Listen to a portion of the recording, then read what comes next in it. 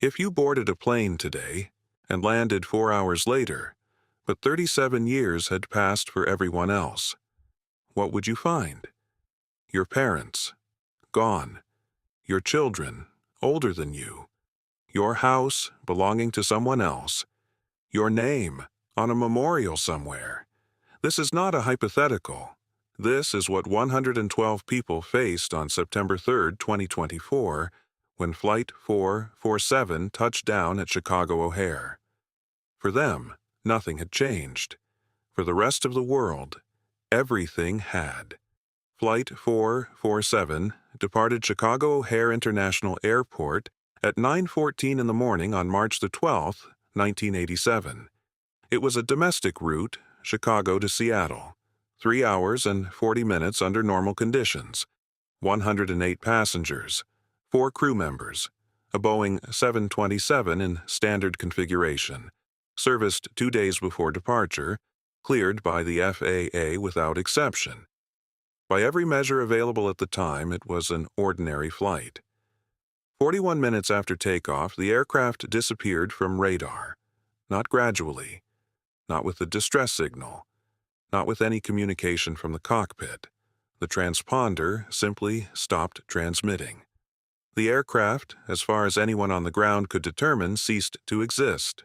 Search and rescue operations were launched within the hour.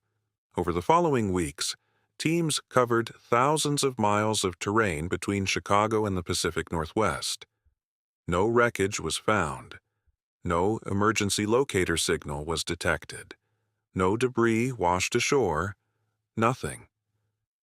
The National Transportation Safety Board kept the investigation open for 4 years. In 1991, Flight 447 was officially classified as a loss with undetermined cause. 112 people were declared dead. Memorial services were held. Death certificates were issued. Insurance claims were processed. Estates were settled. The families grieved. And then they moved on, because that is what people do, eventually. They move on. For 37 years, Flight 447 was a footnote. A cold case. A tragedy with no explanation and no closure. Until September 3, 2024. The aircraft appeared on the radar screen of air traffic controller Marcus Webb at 7:43 in the morning. Webb had been on duty for 2 hours. It was a quiet morning, light traffic, clear skies, nothing that required particular attention. He was monitoring the standard approaches to O'Hare when the new contact appeared. What stopped him was the transponder code. The code the aircraft was broadcasting, a specific 4-digit identifier assigned to that particular plane in 1987, had been decommissioned in 1989. It no longer existed in the active registry. The system flagged it immediately as an unknown identifier. Webb reached for his radio. He gave the standard greeting. He asked the aircraft to identify itself. The response came back immediately. Clear signal. Professional tone, no distortion.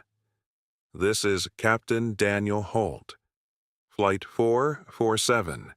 We are on approach from the northwest, requesting clearance to land.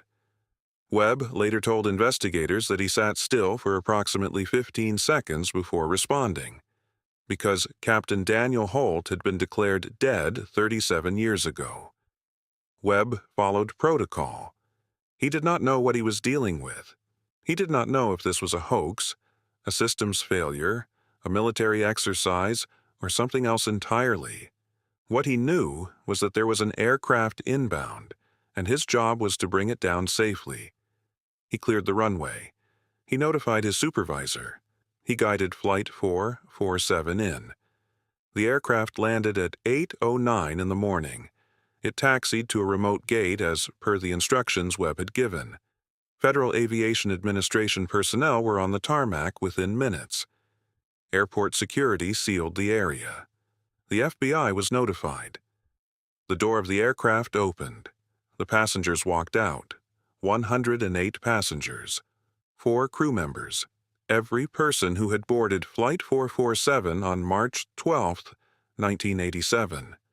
All of them present, none of them injured, none of them aware that anything unusual had occurred, and none of them, not one, showing any physical sign of having aged a single day beyond the morning they had left. The passengers were taken to a secure facility at the airport for initial assessment. They were cooperative. They were calm. Several of them were confused about why there were so many official personnel present, why their phones weren't working, why no one would tell them what gate their connecting flights were at. They did not understand, at first, why the people around them were reacting the way they were. One passenger, a woman named Sandra, who had been traveling with her husband and their 12-year-old daughter, asked a security officer if there was some kind of emergency. The officer didn't answer. He asked her instead what date she thought it was. She told him, March 12th, 1987. The officer stepped away. When the passengers were eventually told the actual date, September 3rd, 2024, the reactions varied. Some refused to believe it. Some became very quiet. Some asked to make phone calls immediately. One man, a businessman who had been traveling alone, simply asked to see a newspaper. He was brought one. He read the front page. He folded it carefully. He handed it back. And he said, "I see." He did not say anything else for several hours. When asked later what he had thought in that moment, he said, "I was calculating. I was thinking about who would still be alive." The interviews conducted in the weeks following the landing produced a consistent and deeply strange picture. Every passenger described the flight the same way. Normal. They had boarded. They had taken their seats. The plane had taxied. It had taken off. There had been a brief period of mild turbulence approximately 20 minutes into the flight. Several passengers mentioned this specifically. And then, the flight had continued. Uneventful. No unusual sounds. No lights. No loss of consciousness. No gaps in memory that any of them could identify.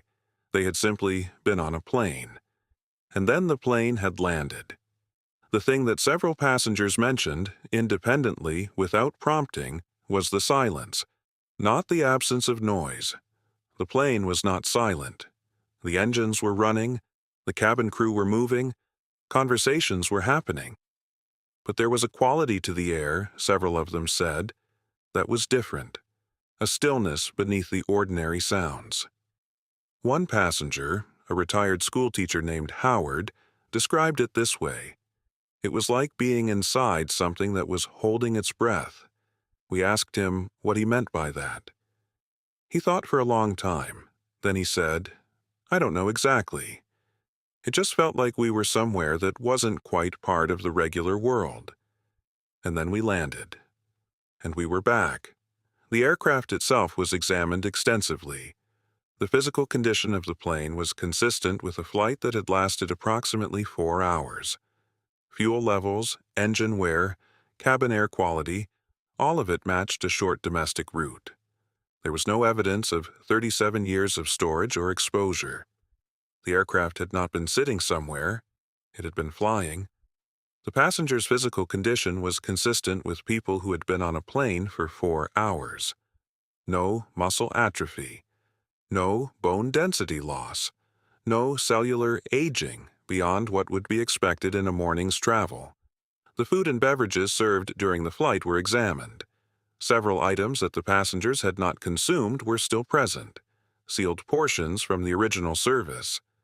Laboratory analysis confirmed the food was fresh, not preserved, not treated. Fresh, as if prepared that morning. In 1987, the passengers' luggage contained, among other things, personal items consistent with travel in 1987, wallets with cash and denominations no longer in circulation, a personal calendar with appointments marked for March and April of 1987, a magazine dated February 1987, and, in several bags, copies of newspapers purchased at the airport that morning, March 12, 1987. The newspapers were not replicas. They were not reproductions. Forensic analysis confirmed the paper, ink, and printing techniques were consistent with newspapers produced in 1987. They were real. The notifications went out over the course of 36 hours. For 37 years, the families of Flight 447's passengers had carried the particular weight that comes with a loss that has no resolution. No body to bury, no confirmed cause.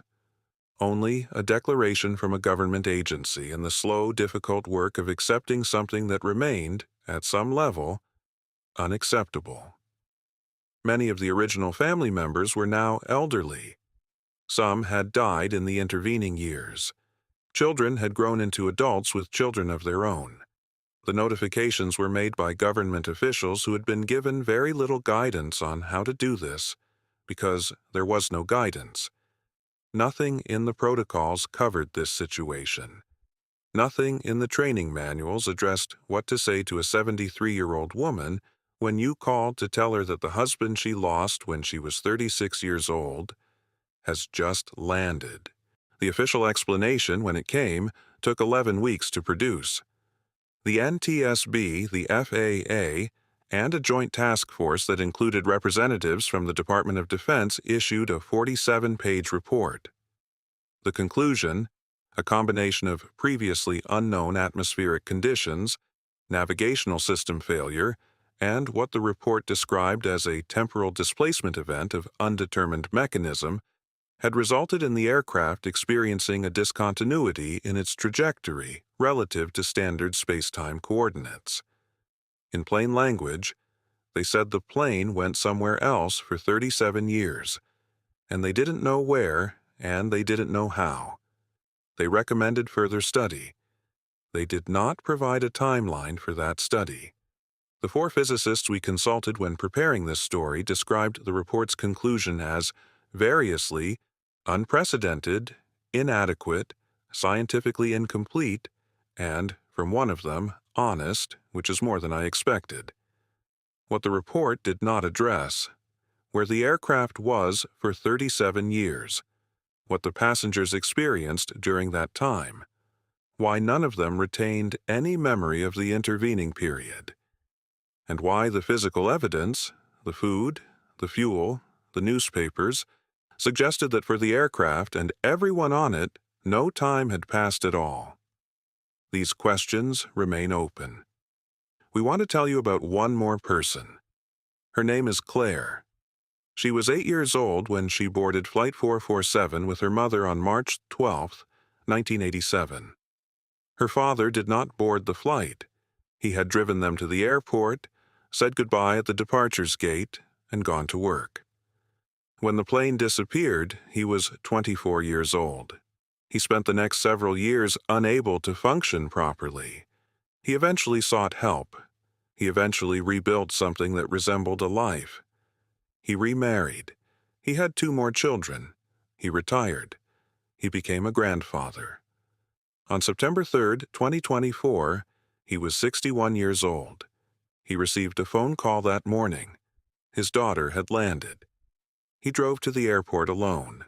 He was brought to a room, and Claire walked in, 8 years old, wearing the same clothes she'd been wearing when he kissed her goodbye at the departures gate 37 years ago. She ran to him. She said, "Daddy, why are you so old?" He didn't answer that question. He just held her. We were told that he held her for a very long time.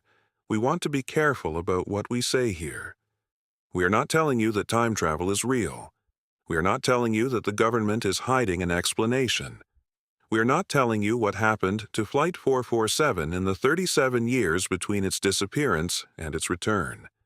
We are telling you what the records show, what the passengers said, what the evidence confirmed, and what the official report, 47 pages, 11 weeks in the making, ultimately did not explain. 112 people boarded a plane in 1987. 112 people landed in 2024. For them, it was 4 hours. For a 61-year-old man standing in an airport room, it was a lifetime. If you know something we don't, you know where to find us.